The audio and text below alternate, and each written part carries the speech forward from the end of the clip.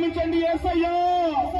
ఈ సభల ద్వారా దేవాలతో మీరు మాట్లాడినందుకై మీకు స్తోత్రాలు నాయనా అంటూ దేవుని ప్రజలారా, పరిశుద్ధాత్మ దేవుడు నిశ్చయముగా నీతో మాట్లాడి ఉండగా ఈ స్వరాలెత్తి హృదయపూర్వకమైన ప్రార్థన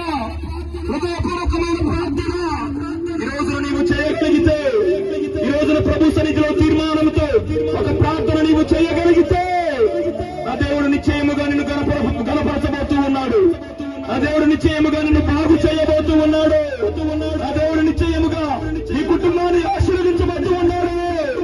నీ బాధలు ఎందరికీ చెప్పినా, నీ ఆవేదన ఎందరికి చెప్పినా ఎవరు కూడా నీకు సహాయము చేయలేరు. దేవుని ప్రజలారా, ఎవరు కూడా నీ కన్నీటిని తొడవలేరు.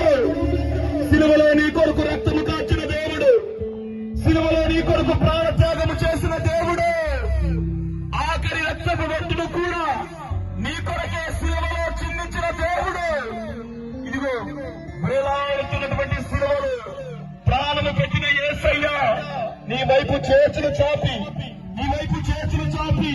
నిశ్చయముగా నీతో మాట్లాడి పిలుస్తూ ఉండగా, ఇది మొదలుకొని ప్రభువు పరిశుద్ధత కలిగి నేను జీవిస్తాను యేసయ్యా, ఇది మొదలుకొని ప్రార్థనా జీవితాన్ని నేను కలిగి ఉంటాను యేసయ్యా.